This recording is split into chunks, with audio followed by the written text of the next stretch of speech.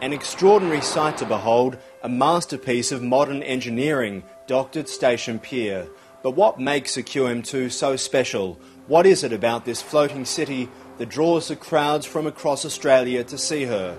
We're given extraordinary access to find out as a QM2 completes the final stage of her maiden circumnavigation of the continent. Built at a cost of $800 million, the Queen Mary 2 cuts a sleek, powerful image across Melbourne's Port Phillip Bay. Thousands come out to see her as she prepares to set sail for Sydney. More than 2,000 passengers are aboard, and at dusk she sets sail. The Queen Mary 2 may be the largest ocean liner ever to dock at Melbourne Station Pier, but she won't be the last. In fact, the number of cruise ships that are expected to call Melbourne home will double in the next cruise season. And that's because more Australians than ever are taking their holidays on cruise ships, and that's very different to the rest of the world.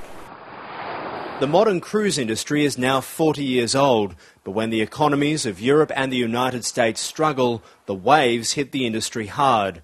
But on board the QM2, we're reminded of a bygone era. There's a dress code. Some nights it's black tie. And while you might be inclined to think she's an ocean liner, for the octogenarians, turns out the nightclub stays open until 4 a.m. And just like the Titanic, the class system aboard the QM2 is still celebrated. You know your place. Some passengers stay at sea for weeks, therefore entertainment is of utmost importance. This onboard theatre can host anything from an acrobatics performance to an intimate concert. Keith Maynard is the entertainment director. So I have a look around at all these seats. How many seats are there and how often do you fill it? Well, filled regularly, twice a night normally, and it's 1,100-seater theatre, and it's a thrust stage, so you can see no one's ever too far from the action. So what sort of performances do you have here? A real variety, really. We believe in variety, so we go from musical theatre through to, say, last night where we had an acrobatic act, through to comedians and vocal impressionists, classical artists, a real range. And is it a tough crowd? Not in Australia. It's been a fantastic crowd. The Aussies have really brought life. 1,800 Aussies on board the ship has really brought life on board. But just like any production, it's completely different behind the scenes. So we've got 16 cast members, 4 dancers, 12 singers, and when you're backstage it's at least 8 to 10 costume changes per show, and it's organised chaos. So how many outfits are kept on the ship? I'd say there's at least 8 to 10 per show. There's at least 2,000 costumes, possibly more. And then there's the shopping, everything from cut-price perfume to high-price watches, though one store holder admits he hasn't sold a watch in over 4 months. The QM2 may have a reputation for glamour, but no one's immune from the GFC. And so with thousands of passengers at sea any one time, the big question is, how do you feed them all? There are 10 restaurants on board the Queen Mary 2, all with 10 galleys, kitchens, just like this one. We are the biggest ocean line on the world, so it's in comparison with quite a lot of the big ships now that are going around that are carrying even more passengers than what we carry now.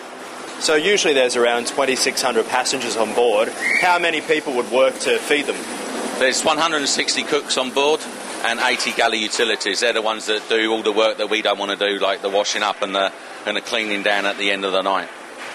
So how tricky is it? I mean, you travel right across the world. How hard is it to try and source the food, and how hard is it to try and cater for all the different appetites? I've got a supply chain on mainland, which they try and get products that the supply chain can't get, or going around different parts of the world, the specialty items such as the flowers, the different lettuces, the different fish that's from Australia, or the different fish that's caught up in Japan, etc., etc. A lot of people look at this and say, how could you have such a fresh meal if you haven't stopped at a port for a couple of days? Yeah, well, our fridges are huge, and they get kept at a constant temperature. Unlike a normal fridge at home, I can keep a constant temperature of 4 degrees all the time. So the extent of my shelf life is double that of what a normal fridge is. And of course, when people come on the Cunard cruise liners, they have a certain expectation. What is that? Opulence and being treated like royalty. And sourcing fresh ingredients is why the chefs love Australia, from Tasmanian salmon to fresh fruit from Queensland and wine from the Barossa. One stop at a local port can make a massive difference to a supplier. And the Access Economics report that we've had commissioned says that each time we stop and provision $1 million walks into the city. So for Fremantle, Adelaide, Melbourne, all the places we've been, the value is enormous. And the locals can tell you that too. You know, they feel it, they see people walking around. And then, after a day and a half at sea and in the dead of night, the Queen Mary II silently slips through the Sydney Heads and across the harbour. For the first time, she can take her natural place at the International Passenger Terminal at Circular Quay, turning and seemingly reverse parking on a 5-cent piece. Locals don't even know she's arrived until the sun rises, when she dwarfs Sydney's ferries. And Sherry is the Chief Executive of Carnival Australia. Look, I think it's a form of holiday whose time has come. Again, you know, it was once very fashionable and it went out of fashion. She says the impact of the Costa Concordia disaster in Italy hasn't been felt here. No, it hasn't had an effect on our market, and of course I'm thankful for that. And I think that's partly because we have had such an emphasis on safety and security over a long period of time, and that's of course because we had our own issues with ships here. Carnival knows what the cruise industry needs right now is good publicity, and not much beats one of the world's largest ships docking in one of the world's most picturesque cities, whether that's Sydney or Melbourne.